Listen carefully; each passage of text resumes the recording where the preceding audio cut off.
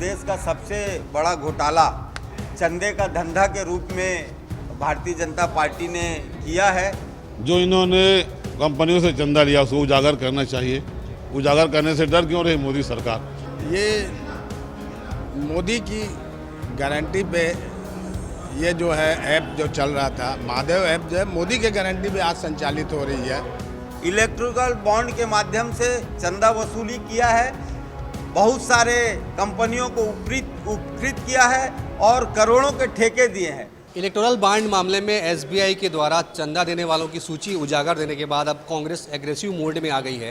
कांग्रेस ने अभी एक प्रेस कॉन्फ्रेंस ली है और ये आरोप लगाया है कि जिस तरह से पार्टियों ने चंदा लिया है और ऐसी पार्टियों को कहीं ना कहीं उनकी मान्यता निरस्त करनी चाहिए। कांग्रेस का ये कहना है कि ये चंदे उस समय दिए गए हैं जिसके पूर्व ईडी आईटी के छापे पड़े हैं, तो कहीं ना कहीं केंद्र सरकार ने और भाजपा सरकार ने चंदे के लिए दबाव बनाया, उसके बाद इन पार्टियों से वसूली भी की है।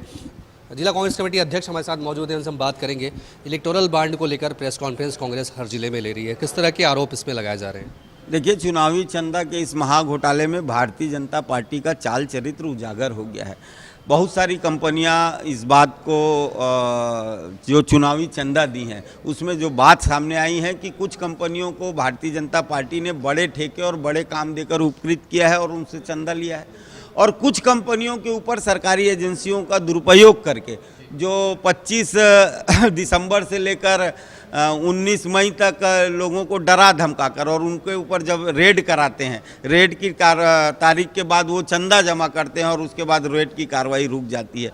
तो हफ्ता लेने का ये नया तरीका जो भारतीय जनता पार्टी ने निकाला है, इसको लेकर आज हम लोगों ने प्रेस कॉन्फ्रेंस की है और हमारा ये मांग भी है कि यदि इस तरह की अवैध वसूली शासन में बैठे महत्वपूर्ण लोग या माननीय प्रधानमंत्री जी कर रहे हैं तो ऐसी पार्टी की मान्यता रद्द कर देनी चाहिए। और चुनाव आयोग से हम मांग करते हैं कि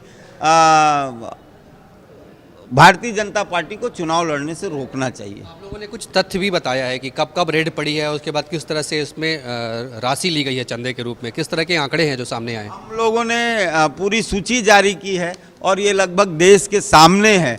तो इसमें 25 जनवरी 2019 से कंपनियों के नाम है, डीएलएफ है, आईएफबी एग्रो है, एनसीसी है, कोल्हापुर प्रोजेक्ट है, डॉक्टर रेड्डी लैब्स है। इनके ऊपर जो तारीखों के अनुसार इन्होंने रेड करवाई है, ईडी की रेड है, सीबीआई की रेड है, आयकर विभाग की रेड है, और जैसे ही रेड होने के बाद उनको चंदा मिला उसके कुछ दिन बाद और फिर ये रेड की कार्रवाई रुक गई। तो ये इस देश की जनता जानना चाहती कि आप इस तरह धमकाकर इस देश को कैसे चलाएंगे और चुनावी चंदा इस तरह का वसूल कर रहे हैं जिससे इस देश में काले धन का उपयोग बढ़ रहा है। इलेक्टोरल बॉन्ड घोटाला एवं पूर्व मुख्यमंत्री माननीय भूपेश बघेल जी के ऊपर EWO के दर्ज कराए गए FIR के ऊपर प्रेस वार्ता किए हैं। आज जो इस देश का सबसे बड़ा घोटाला चंदे का धंधा के रूप में भारतीय जनता पार्टी ने किया है, उसको लेकर आज हम लोगों ने इस प्रेस वार्ता को बुलाया है। और इसमें जो सबसे महत्वपूर्ण बात यह है कि विभिन्न कंपनियों को भारतीय जनता पार्टी ने ईडी, सीबीआई, आयकर विभाग का रेड करवाकर उन पर कार्रवाई करने का धमकी देकर उनसे चंदा वसूल किया है।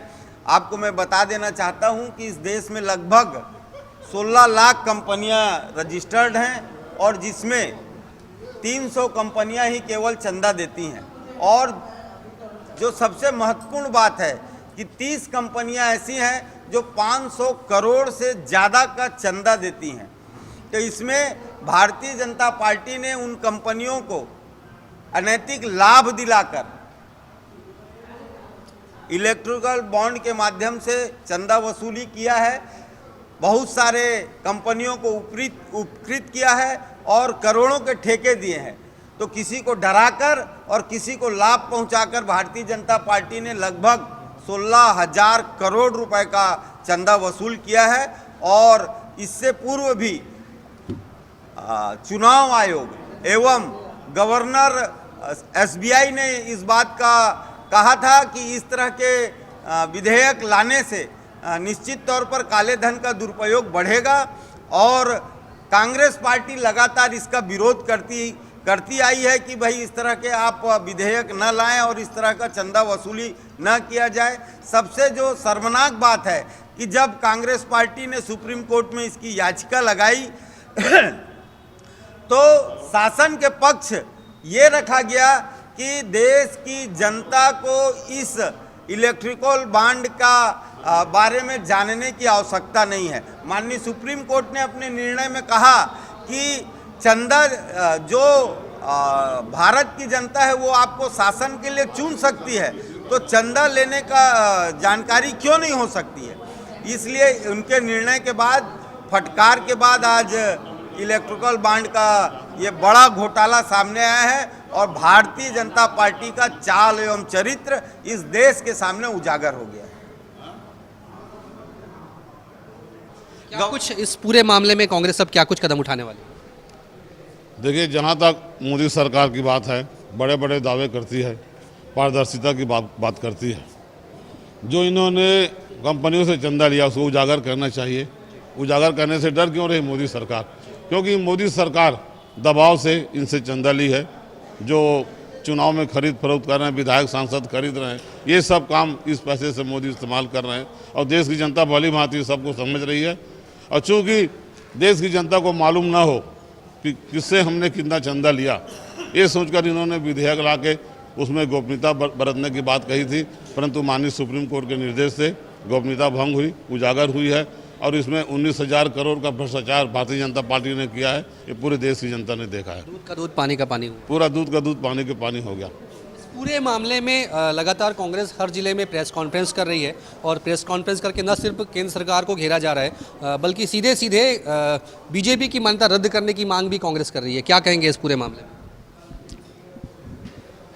देखिए, ये केंद्र सरकार का षड्यंत्र है और इस बार लग रहा है कि लोकसभा में मोदी को अपनी ज़मीन खिसकती नज़र आ रही है। इसलिए हर जगह इस तरह का षड्यंत्र रच के कांग्रेस के नेताओं पर कहीं ईडी, कहीं सीबीआई, कई तरह के आरोप लगाकर उन्हें बदनाम करने की साजिश की जा रही है। इतना ही नहीं, अभी माननीय सुप्रीम कोर्ट ने, सर्वोच्च न्यायालय ने भी जो है मोदी को कई मामलों में फटकार लगाई है। निर्वाचन आयुक्त में भी जो है नियुक्ति के मामले में उनकी गड़बड़ियां सामने आई है, जिसमें उनके अपने लोग शामिल हैं। और इसके अलावा आज हर तरह से बातें आ रही हैं कि अगर ईवीएम का सहयोग न लिया जाए जो है चुनाव में, तो मोदी सरकार का जाना तय है। और इसी को लेकर, इसी छटपटाहट से, घबराहट से इस तरह के षड्यंत्र किए जा रहे हैं। और हमारे नेता भूपेश बघेल पर जबरिया FIR कराया गया है और इसके पीछे सिर्फ कांग्रेस को बदनाम करने की साजिश चल रही है। लोकसभा चुनाव को लेकर अब कांग्रेस के पास एक बड़ा मुद्दा आ गया है और जिस तरह से SBI ने सूची उजागर की है, ये मोदी की गारंटी पे ये जो है ऐप जो चल रहा था, महादेव ऐप जो है मोदी के गारंटी पे आज संचालित हो रही है। क्योंकि आज छत्तीसगढ़ में जो सरकार बनी है 4 महीना हो गया और केंद्र में उनकी सरकार है और निसंदेह इनको मालूम है कि इसमें न कांग्रेस है न भूपेश बघेल जी हैं, इसलिए ये ना उसमें कार्रवाई करवा रहे हैं न जांच करवा रहे हैं। क्योंकि ये तो है नहीं, पूर्व में छत्तीसगढ़ विधानसभा में इन्होंने लाभ उनको आंशिक मिला था इस ऐप से, इसलिए अभी भी ये चाह रहे हैं कि जनता को गुमराह करके अपने चंदा उगाही संस्था ईडी के माध्यम से जो जनता को गुमराह कर जो वोट के लाभ लेना चाहते हैं वो लाभ लेना चाहते हैं। किंतु जनता जो है इस समय समझ गई है और निस्संदेह राजनांदगांव से भूपेश बघेल जी को कोई फर्क नहीं पड़ेगा। और ईडी के इस कार्रवाई से जो FIR करवाए गए उनके माध्यम से, उससे न कांग्रेस डरती है न भूपेश बघेल डरती है। आने वाले दिनों में राजनांदगांव से निश्चित रूप से भूपेश बघेल जी विजय प्राप्त करेंगे। उसके बाद कांग्रेस इस पूरे मामले में न सिर्फ कार्रवाई की मांग कर रही है, जांच की मांग भी कर रही है और कहीं ना कहीं आने वाले चुनाव में कांग्रेस इस मुद्दे का फ़ायदा उठाने की कोशिश जरूर करेगी। कैमरामैन जितेंद्र सोनी के साथ अविनाश पाठक, आयुष 24 रायगढ़।